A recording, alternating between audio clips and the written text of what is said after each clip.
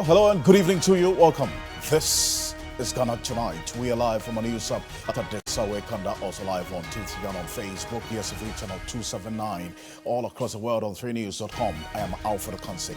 Tonight, television stations in Ghana are on, which find themselves on the digital terrestrial television platforms, risk being taken off air for non-payment of fees. We hear from the sector minister as well as a member of the Communications Committee of Parliament. We also have some background information on this matter, which puts the issues in perspective. Stay with us here on Ghana Tonight. Also, as many as 11 head teachers of senior high schools are under investigation for what the Ghana Education Service says are unauthorized fees charged. But to what extent are these interdictions justified, and what should be the nature of the investigation? We'll speak to the Africa Education Watch. Kofi Asare will be joining us here on Ghana Tonight. Also, economists have bemoaned what has become of the banking and financial sector after government's domestic debt exchange program. The latest being renowned economist and statesman Kwame Pianim. Tonight, we assess the aftermath of the DDEP. Stay with us here on Ghana Tonight as always. You're an integral part of the conversation. Let's hear from you. The hashtag we're using is Ghana Tonight on Facebook and X. Let's get to it.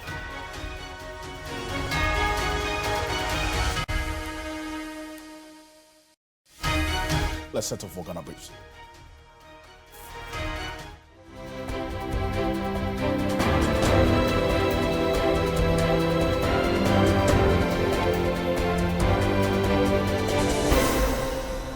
Renowned economist Kwame Pianim says Ghanaians will bear the full burden of the country's economic crisis in the first quarter of next year at an annual leadership lecture series at the University of Professional Studies, Accra. He predicted that the banking sector would be severely impacted. Our banks are in trouble. They have to make up additional capital. Ghana Commercial Bank looking for additional capital to make up the minimum capital adequacy ratios. By the first quarter of next year, we'll find out that the banks are laying off people. The banks will have less profit. Taxes will also go down. So the seriousness of the magnitude of the problems we face will come in the first quarter.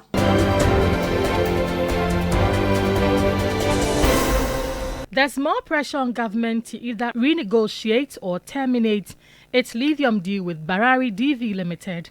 The Christian Council, the Office of the National Chief Imam, and a member of the Council of State are the latest to kick against the deal, urging Parliament not to ratify the deal. Speaking at a roundtable at the behest of the IEA, the interest groups demanded scrutiny from Parliament over the agreement. This lithium agreement is not in the interest of Ghana. That's my view. And if you all agree with me, then let us make a statement in support of the IEA to say that we do not think that this agreement is in the interest of Ghana, and that we need to relook at this matter. Let us tell whoever is signing this document, and I don't even want to condemn our MPs. We will caution them and advise them.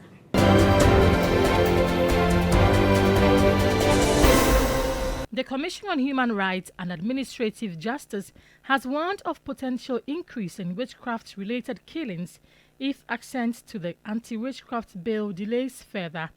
President Akufo-Addo, in a letter to Parliament on December 4, communicated to the House that he was unable to assent to the bill until associated constitutional matters were resolved. But our concern now is what the President has indicated, that he has constitutional concerns about the bill. But he has no problem with the content of the bill. Our problem as a commission is, can the President speed up whatever he will do to bring that bill back to Parliament, whether it's through the Attorney General, howsoever it to be done? The women cannot afford any further delay.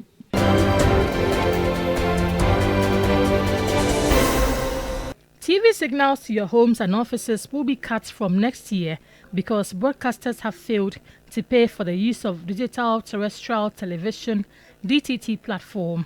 The Communications Minister, Eslo Usekufo, who gave the warning, says government cannot bear the cost of operating the platform despite multiple notices to media houses. They have constituent members who are broadcasters on the DTT platform, but none of them have paid a peswa to date for being hosted on the platform. There is actually matters pending in court because they have been notified. Others are adamant that government should continue to pay. Unfortunately, we may find ourselves in the situation where we cannot receive TV broadcast signals because the platform will be shut down.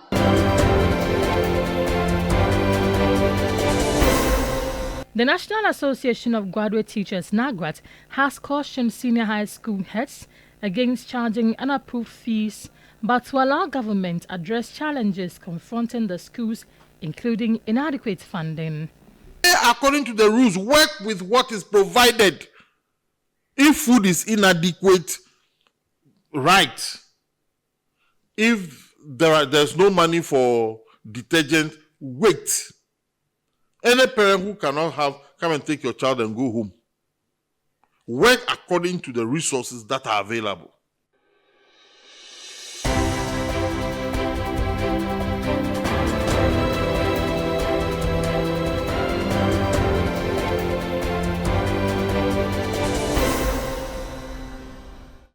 Well, so you heard that advice from Angel Kabono, who is president of the National Association of Graduate Teachers, to the teachers that wait, if you're faced with any challenges, wait until government comes in. That's going to be another issue we'll talk about here on Ghana Tonight, because we do know that in a number of instances, government disbursement to these schools for the running of the schools delays. And sometimes these head teachers have to employ their own creativity and ingenuity to run the schools. Now, if they're being asked to wait when there are no detergents and basic things that the students need, you know what the challenge is going to present for our brothers and sisters in senior high schools? That's a big question we're going to be asking here on Ghana Tonight. Stay with us. But coming up next, television stations in Ghana on the digital terrestrial television platforms risk being taken off air for non-payment of fees. Now, it's just in fact that the Communications Minister says that the platform will be shut down. And what does that really mean? And what is the background information to this? We're going to get into it here on Ghana Tonight. But let's sort of first of all set the foundation for this conversation with what the sector minister said today, specifically in Parliament. And then we'll be joined by a member of the Communications Committee of Parliament shortly. Take a look. They have constituent members who are broadcasters on the DTT platform, but none of them have paid a peswa to date for being hosted on the platform. So it is not correct to state that any entity being hosted on the platform has paid for being hosted on it. They have not. There is actually matters pending in court because they have been notified. Others are adamant that government should continue to pay. But my answer is clear, that government says it cannot continue to pay for it. So if they do not pay for it, unfortunately, we may find ourselves in the situation where we cannot receive TV broadcast signals because the platform will be shut down for non-payment of the operational expenses that it incurs. Well, so that's what we got to know earlier today from the Minister of Communications on this. But there's a lot that really has gone into it. The Ghana Independent Broadcast Association, GIBA, is also making the point that there is a challenge to the mandate of the minister. Now, let's take a listen to the president of GIBA, Cecil Sonko Mills. We spoke to him earlier about this particular communication or this statement made by the minister earlier today in Parliament. Take a look. It's a bit simplistic to say it in that way, but all the stations, some are members, including the public broadcaster, are all using the DTT platform. And yes, payment has not happened because the payment scheme has not happened as per policy. So we have clear laws and procedures in terms of how these things are established. Let's remember that the DTT platform is a single, I'll call it monopolistic platform for the country, which is a national platform. Therefore, the rates and fees should be determined through the right channels. We have had the ministry try to propose fees. There were actually two fees that were proposed. One is the contribution links and one is the national distribution. We'll discuss that later. But we actually said the process at which this was done was not proper. So we asked that this should be done properly. We forward this, we actually captured this in the press release we did last year. And then we also had a meeting with the select committee, Parliamentary Select Committee for Communications on this issue last year. There hasn't been a follow-up response yet, but basically right after the meeting, and there was some kind of agreement that the right procedure should be looked at. It was followed up with the minister issuing invoices to stations of some figure. Okay, I think it was initially proposed 15th and it came to 10,000 and invoices were issued. But this was not according to the legal procedure. The minister's mandate to issue rates and charges is not what persists in this country. So that's the Ghana Independent Broadcasters Association, GIBA, on this matter. But there's a basis, some foundation to all of this and how things have played out over the period. Now, here's what we do know and what we've gathered so far. Now, take a look at this. First off, in the interest of at least some amount of information, the Ghana Independent Broadcasters Association, that's GIBA, sued the Ministry of Communications and Digitalization and KNET Ghana Limited in August 2023. Now, GIBA sued the ministry as a first defendant for mandating KNET, that's a private platform, KNET as a second defendant, to unilaterally provide contribution link services and charge fees referred to as contribution link fees. Now, if you hear Cecil Sonkwame talk about some $15,000, which was later revised downwards to $10,000, that's what they were talking about. What we got to find out was that that fee that KNET, mandated by the ministry, was charging was not approved by Parliament. Parliament did not approve that $10,000, that invoice that was distributed to a number of broadcasting houses in this country. Now, it was GIBA's case that KNET does not have the authority to disconnect broadcasters from the national DTT transmission platform on account of non-payment of the set fees of $10,000, which was not approved by Parliament. Also, GIBA held the view that such conduct was in breach of the laws of Ghana since the ministry and KNET are operating without any legal basis or parliamentary approval. Now, GIBA also went further to point out the accusation that the Ministry of Communication and Digitalization had established and was charging arbitrary fees to be paid to a Central Digital Transmission Company Limited as DTT channel hosting fees by broadcasters without the approval of the said fees from Parliament. And that was established. In fact, the minister made reference to this particular case, which is still pending in court. Now, GIBA prayed the court to declare at the time the decision of the Ministry of Communications as null and void and to quash the decision of the ministry authorizing the disconnection of broadcasters from the DTT transmissions platform on account of non-payment of the fee charged for contribution link services. That is what GIBA sought from the courts on this particular issue, and exactly why this matter is still being pursued in court. So this matter is in court. So as we speak, there isn't a resolution as yet to these reliefs that GIBA is seeking. So when the minister talks about the platform being shut down because of non-payment and the fact that government had been footing the bills for the running of this particular platform for quite a while, this is the basis to it. And that GIBA is challenging the legality of the $10,000 invoice, which was distributed to some broadcasting houses to pay, because at the time as we speak, and it was still confirmed from the Communications Committee of Parliament, that this $10,000 has not been approved by Parliament.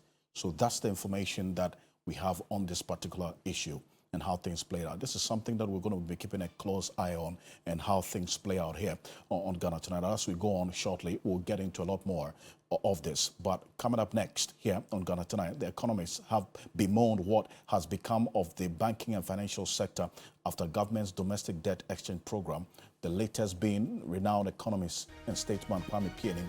Tonight, we assess the aftermath of the DDEP, and especially when it comes to the cushioning that a number of these financial institutions were supposed to receive in the form of the Financial Stability Fund, which has not been established as yet.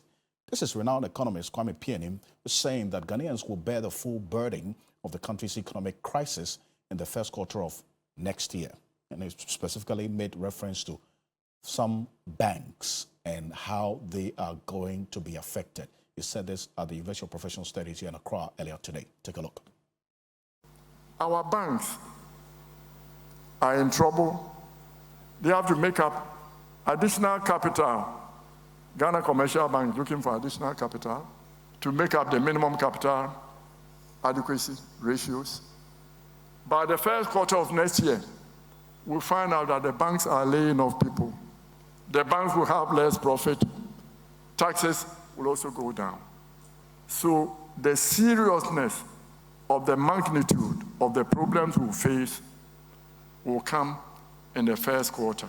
And this is why it is important that all of us decide we need to change course.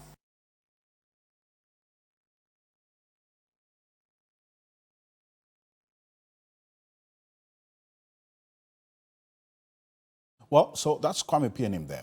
Now, this comes at a time when the financial institutions, according to the Bank of Ghana, have submitted the recapitalization plan. But there's a path when we do a quick recall to understand exactly why Kwame Pianim is saying this. Take a look at this. The Bank of Ghana relaxed the regulatory minimum capital adequacy ratio to 10% from 13% because of the impact of the domestic debt exchange program on financial institutions, but I'm talking about the banks. So the cash reserve ratio was also reduced from 14 to 12% in December 2022 because of the impact of the domestic debt exchange program. Now, from what we saw, based on the specific recommendations by the Bank of Ghana, they gave certain timelines. This is what came up after a number of the Monetary Policy Committee meetings. Take a look. This is what the Bank of Ghana said. The governor said the banks that are currently reporting the capital adequacy ratio below 10% will be required to submit recapitalization plans.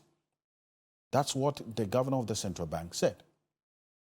Now, after that, in March 2023, the governor of the central bank indicated that the impact of the domestic debt exchange program has been to reduce the capital adequacy ratios or the buffers of the banks. And in fact, they already met with these banks, this was at March 2023, and asked those banks that have had their capital levels impacted to submit recapitalization plans for the central bank to review. This was in March 2023. So at the time, the deadline for this was in September 2023, which was a couple of months ago. Now, in the May 2023 Monetary Policy Committee meeting, there was an update that the banks, and all of them have submitted these recapitalization plans. Now, we haven't been given details of it all these recapitalization plans as yet. But if you look at what the governor of the central bank said in May, this is it. That if you look at the analysis that was done when they took cognizance of the 3 percentage points additional buffer, the banks will need to up their capital. All the 23 banks, as of 3 months ago, had submitted their recapitalization plans. But then again, if you take into consideration what Kwame Pianim is talking about, the details of these recapitalization plans of the banks have not been made known as yet. Professor John Gachi is joining us. He's the Dean of the University of Cape Coast Business School. Professor Gachi, I thank you so much for joining us here on Ghana Tonight. Now, you've been watching this particular space and then also what's happening to the financial institutions. Now, with this first quarter projection that Kwame Pianim is talking about, taking into consideration we don't even know the recapitalization plans of the banks. What is happening now? Hello, Pastor Gachi, can you hear me?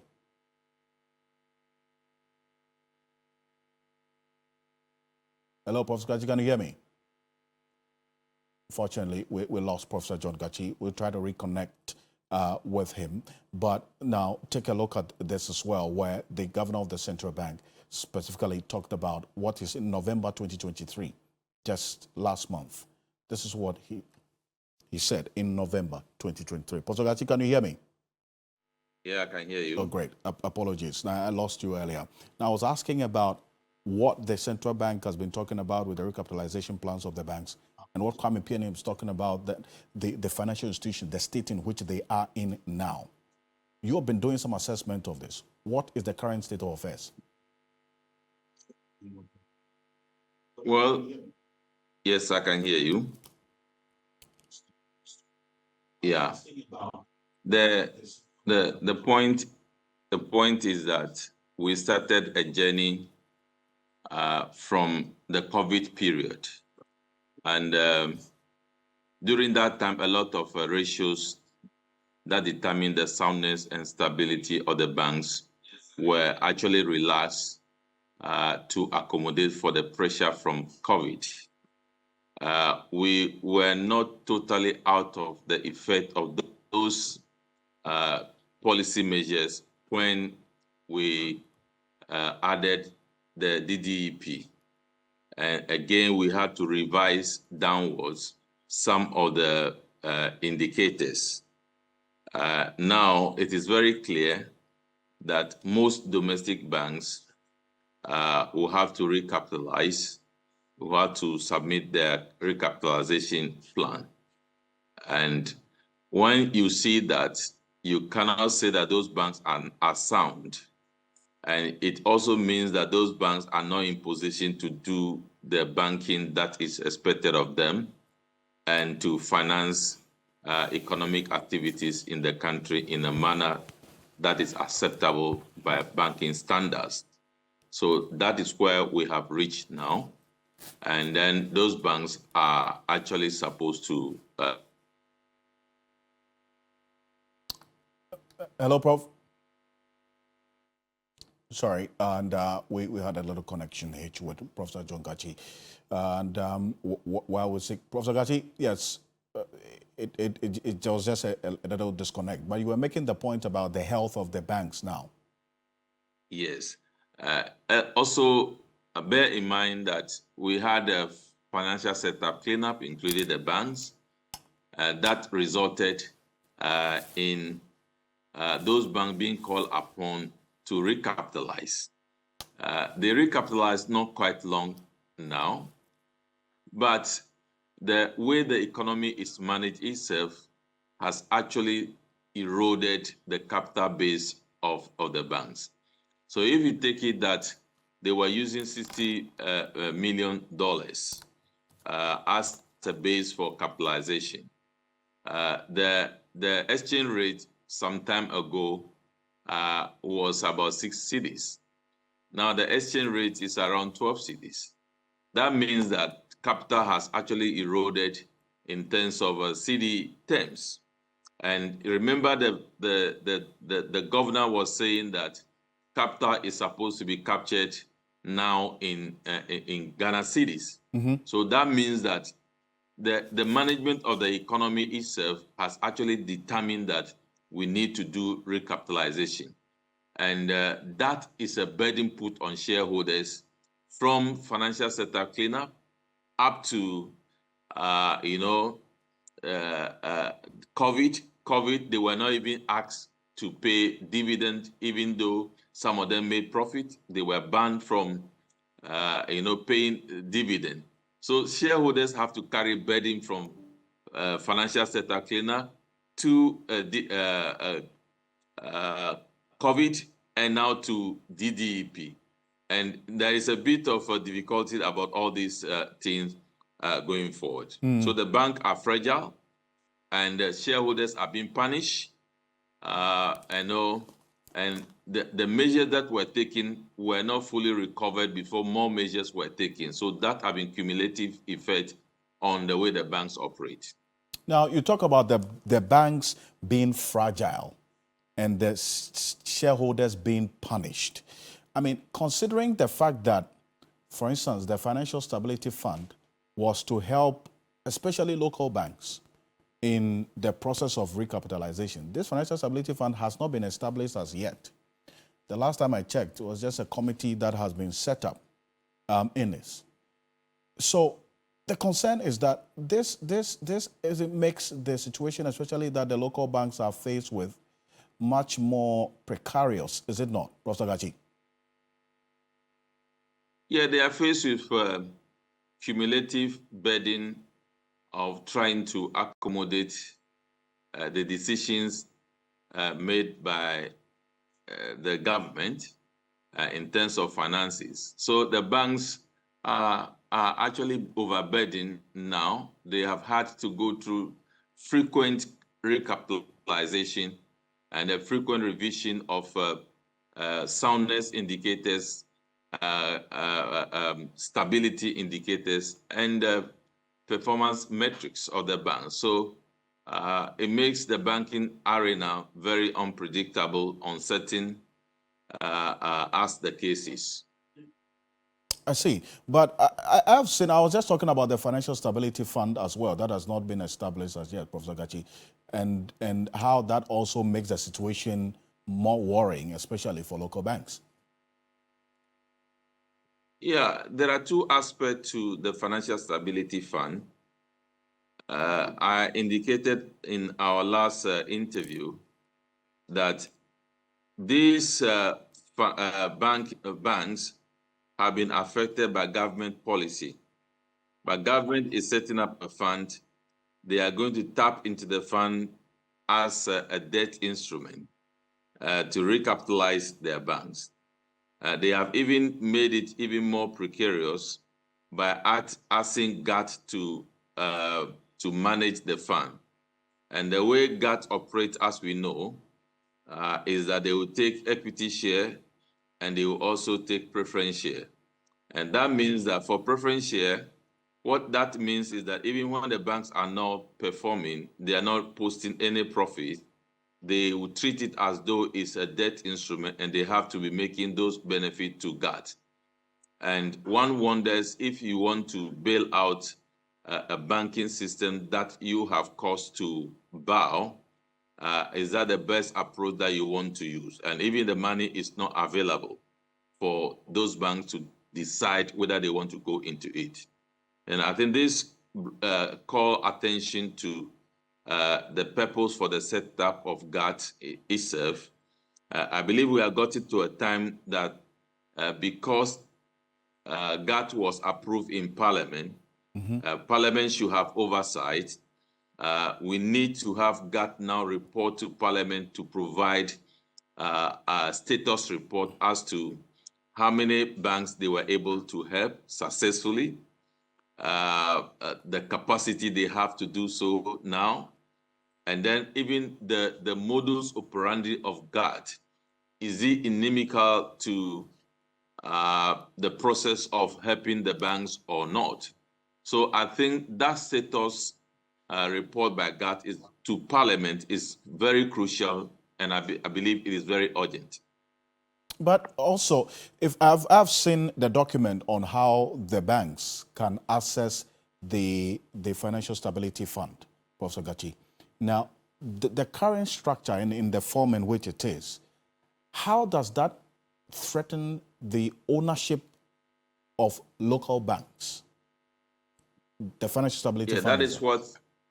That is what I have indicated, that GAT is seen as investing in those banks, and it comes through two important avenues: ordinary share acquisition and also preference share acquisition. The ordinary share give ownership right to GAT.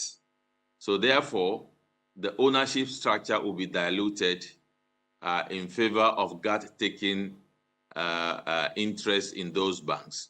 So what it means that the ownership will be shared between the existing owners and GAT.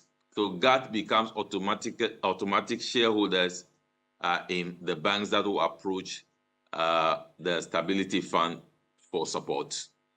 And the point is that the wish of the owners of the banks who have had to recapitalize their banks during the banking sector cleanup, who have had to sacrifice a lot during COVID, and who again have to sacrifice during the DDEP? Is that the best they can get from an arrangement by government to support them by government's own action that has actually disabled them? So it's a question that is fair to ask. And of course, we are not the owners of the banks. The banks must talk. I believe some of them are raising issues behind the scene, but I think we don't hear of the banks. Of course, they also benefit from regulatory support in terms of changing a lot of charges on customers here and there. From last year up to today, if you look at most of the banks, they have changed the charges here and there. And I'm not even surprised that the banks are making profit, because they are making profit on account of burden on customers. So they are also transferring the burden to customers for them to make profit.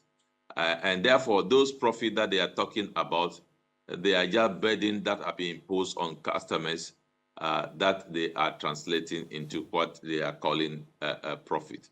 So we need to be very thorough about this thing that is going on. At the end of the day, all the burden will be shifted to customers of the banks. And you say that this Financial Stability Fund structure is leading to already some boardroom wranglings in some of the local banks? Oh, yes. You see, there are regulatory fights and there are boardroom fights in some of the GATS-occupied banks. Some of the regulatory directives that are given by the Bank of Ghana are challenged by some of the banks, because they believe that when they follow that, they are going to die gradually. When you look at the accounting standard properly, the accounting standard dictates that some of the items should be treated in a particular way, but the regulatory authorities are also saying something, and they are on the same page with GAT in some of the cases. And that stand to give upper hand to GAT to the detriment of the toil of the original owners of some of the banks. So these issues are also going up. And that is what I say, that GAT was established sometime now, I think getting to 5 years, and then it received parliamentary approval. It is time for GAT to account to the people of Ghana through parliament as to the number of banks that they have been able to successfully help, where they get the money from, what is the modus operandi, whether that is the intention that intention should be extended under the effect that is coming from DDEP, especially bearing in mind that the DDEP is supposed to be a help to government. So are we going to allow GAT again to operate the way they operate under financial sector cleanup or not? So these issues are crucial to deal with. And I do not think that Parliament should stand aloof. I think Parliament should be very active in this matter. They should quickly invite GAT for that exercise to be carried out. You want the Parliament to step into this. And what are the specific questions you're going to be asking? And finally, before I let you go, what should Parliament be looking into in this particular GAT structure if they should step in as you are inviting them to? Well, I have articulated that. Remember, GAT was earmarked to support NIB, but they started a process. The process didn't go through. They couldn't support NIB. Now, NIB is also supposed to be financed through the Stability Fund. So why? What happened? Those questions ought to be asked. Then the banks that they are supporting, what is the health of those banks? What is the status of those banks? That question ought to be asked. Then again, the mandate of GAT, does it extend beyond 5 years as we understand? What will be their legal mandate if they are supposed to manage the Stability Fund? Right. Those issues are crucial, and they ought to be explained for us. Very important point there. Professor Gachi, appreciate your time. I thank you. Thank you so much for joining us here on Ghana Tonight on this. And then this specific question you're asking of Parliament to get into the Ghana Augmented Trust Fund to investigate exactly the modalities and how things are going to play out. We're looking as well at how the Stability Fund processes are playing out, especially with some of our sources within the committee that has been established. So something that we're keeping an eye on as well here on Ghana Tonight. That, coming up next, as many as 11 head teachers of senior high schools are under investigation for what the Ghana Education Service says are unauthorized fees charged. But to what extent are these interdictions justified, and what should be the nature of the investigations? We'll be speaking to Education Think Tank Africa Education Watch, and also you would hear from Angel Kabono, who is the president of NAGRAD, because they have advised the head teachers not to take any initiative to address the challenges they are faced with. They should just wait for government, whatever time government will come through, they should just wait for government to come and provide detergents and those things when it gets finished. They should not be creative about it. That presents another challenge as well. So we'll be back shortly after this quick break and look at both sides of this particular issue, whether the teachers should be creative in trying to solve their problems until government disbursement comes in, which normally delays, or they should just be there and wait for government. We'll be back shortly. Stay with us. Welcome back. This is Ghana Tonight here on TV3. Now, over the last 1 week, we've had a number of head teachers in senior high schools across the country being interdicted or suspended for charging illegal fees. Now, a number of the teacher unions voyage, but puts their lives at risk and contributes to teachers in some instances were only taking initiative to get some solution to problems that they are confronted with in the schools, because it takes a while for government disbursement or interventions to come in when the academic year is in progress. Now, let's hear from Angel Kabono, who is the president of the National Association of Graduate Teachers, NAGRAT. His advice to the head teachers in the wake of these interdictions and suspensions, what they should do. Take a look. Now, I go to school and I work to the rules. I go to school and I work with what is available. If during examination time there are no examination papers, I'll write to my regional director with copies to whichever office, when I'll be waiting. When they bring it, we'll write the exams. And that is what every headmaster or every headmistress should do. I will not take phone and call any parent, because when I call a parent, I'm soliciting for the parent to provide for us, which flies in the face of the rules. Play according to the rules. Work with what is provided. If food is inadequate, right. If there's no money for detergent, wait. Any parent who cannot come and take your child and go home. Work according to the resources that are available. So we have a problem on our hands.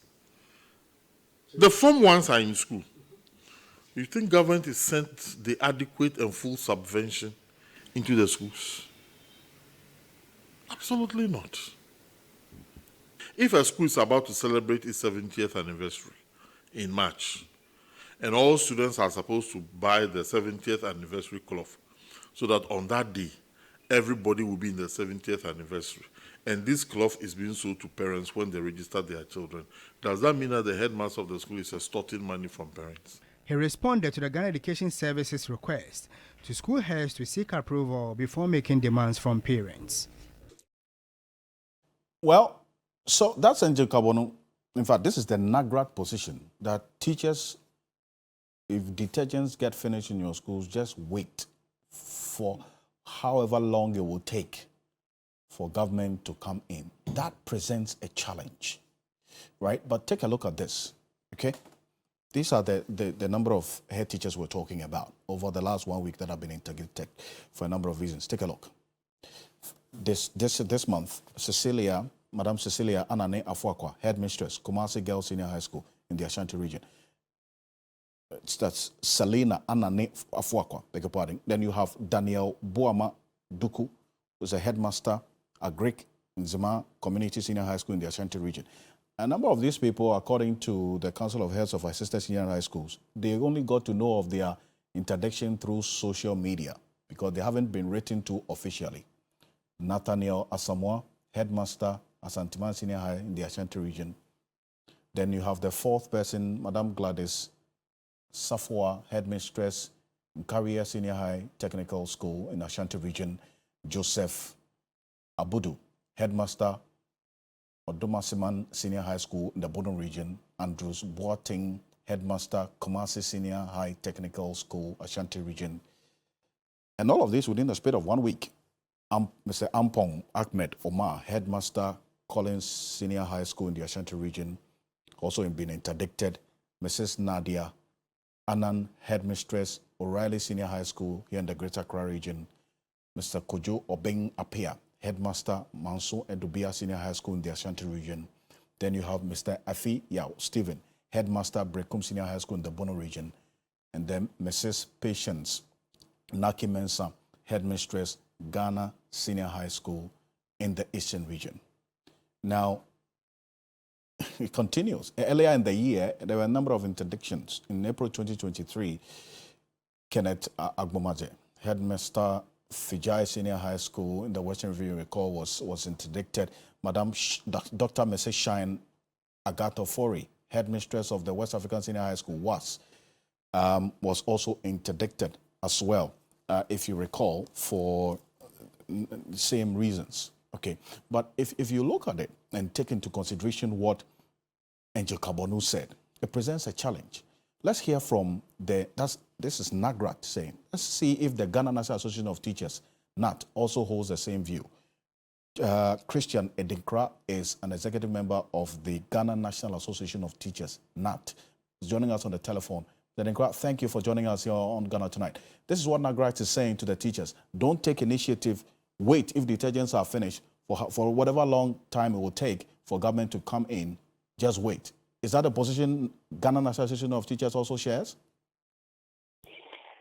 Yes, after the greetings to all teachers and across Ghana, we are not happy. And though our teachers and our headmistresses who are interdicted are going through a certain agony of pain, we share in the same as NAGRAT expressed. But how long do we wait for the pot to be broken before we will call for clay to repair? I personally think that, yes, the teachers and the head teachers and the headmistresses cannot sit aloof and see people's children committed into their hands to be trained, to be educated, will allow the situation to be worsened for us to use the fire service approach to try solving it. For how long do we continue as a nation? And so some of these people who have been committed to the work for over so many years, some over 20.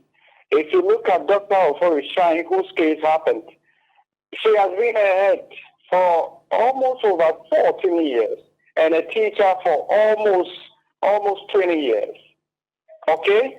Such a person will not sit for her grandchildren to be going through hunger, for her grandchildren to be going through a certain infrastructural deficit. And if these people rally support from philanthropists, from PTAs, and from alumni, and you interview some of these people, you are telling the rest that do not take initiative. Sit down. And that does not create creativity in leadership. Okay, we are training children to take over from us. But if our do's and don'ts are affecting the very things we want people to learn from us, we are educating them to go into the world.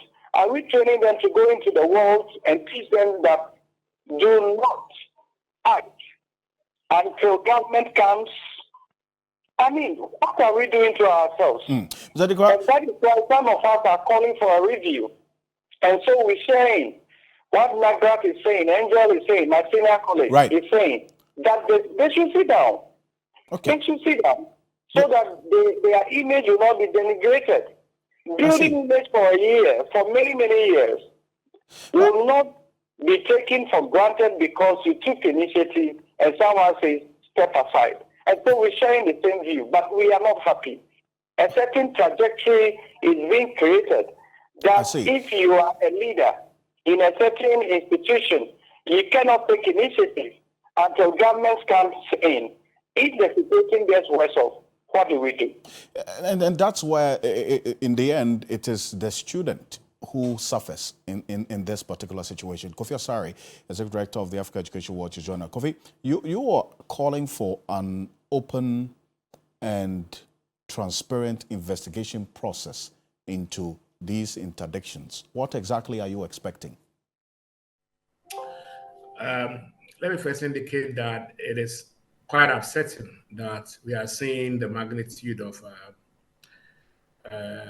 breach that some headmasters are accorded to the approved prospectus for all schools. One would have expected that the GAS coming in to harmonize and promote a unified prospectus.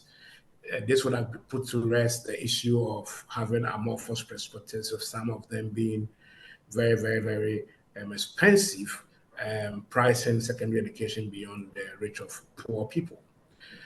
Unfortunately, we are having quite a significant number of defiant headmasters who have gone ahead, and are operating secret prospectus alongside what the GES issued. The 11, is just a tip of the iceberg. It's widespread, and we expect that more and more will be interdicted in a few days or hours to come. But because of the sheer magnitude of the breaches we are seeing, it appears to me that there is a defiance, by many of the headmasters. Speaking to some of them, I get the impression that maybe they have a case. Because the impression I get is that Charles has submitted to government alternatives to the current funding regime for the free senior high school. But Kofi, you make the point, and I just want to hold you on that point, that you're saying that you've spoken to some of these interdicted head teachers, and you get the sense that they have a case. Here's where NAGRAT and NAT are all saying, look, instances where the funds needed to run the schools from central government delays, The head teachers should just wait. They should sit. They shouldn't take initiative. They should just wait. If detergents are finished, they should just wait. And in the end, it is the students who are going to be affected. So what's the best approach to this? If we know that school heads require X amount of money because Y amount of money will delay from finance ministry to education ministry to the schools, then the Ministry of Education can put in place a mechanism that ensures that when finance ministry eventually disburses the funds to the schools through the Ministry of Education, parents are refunded. But if you have a situation where there is no such mechanism, then you have a duplicitous funding regime where I will pay for X, item X, and then later, after delaying, finance ministry will eventually release funds for the procurement of item X, and item X will eventually land in the school at a later date. So what happened to the use of item X? Who accounts for item X? Because I have already pre-financed item X as a parent. If these conversations are not had, if we don't congregate on a platform to engage these issues, it will be difficult for the mechanisms that ensures that after parents paying for item X, because item X will delay, and after item X delaying, eventually item X gets to the school, parents are accountable to the GES and the Ministry of Education and parents in the use of this item X that parents have pre-financed. These are some of the benefits of having an honest discussion about this. But Alfred, let me tell you that as things stand now, we are running a free senior high school program where headmasters likely believe that the amount of money available to them cannot run the program. And so they try and find innovative ways of pushing costs to parents. But the key issue is that even for the prospectus that students have to buy, parents have to buy for their students, many parents are unable to finance the prospectus. And I'm saying so because we are launching our free senior high school cost incidence analysis report at the University of Ghana on Thursday. And one of the findings emerging from the cost incidence analysis is that between 2017, and 2021, by the end of 2021, the average parent was spending about 6,000 cedis a year in secondary school. A year. That's in the first year. Prospectus costing about 2,000, and then every semester 2,000 required for transport, for provisions, personal effects, and for books. 2,000. So that's about 6,000 cedis a year in the first year, and then in the ensuing years 4,000.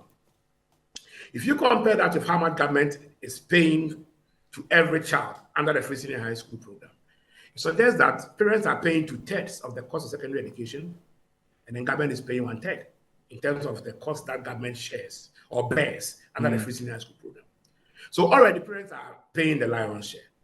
Now, if you have a situation where parents in paying the largest share are having challenges in enrolling their children, right?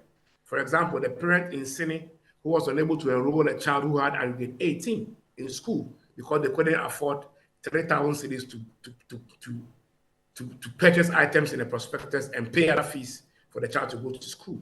For which reason, when we were collecting data in August, the child was still at home since 2022. Then it tells you that schools imposing higher or extra fees on the sanctioned items in the prospectus will automatically kick such parents who belong to the lowest quintile, income earning quintile, out of school. Out of school, and that's a very, very important point. And see, it's a balancing effect, Kofi, and this is just one part of the conversation as we started. And we have a number of parents actually sending us a list of other items they have to buy. And so this conversation, it's an evolving one. So stay with us, because tomorrow we have NAGRAT, NAT, and Coalition of Concerned Teachers, CCT, all of them joining us here on Ghana Tonight to have a conversation on this matter. As always, on behalf of the rest of the team, we appreciate your company. Do join us same time tomorrow. My name is Alfred Okanse. Have a good night.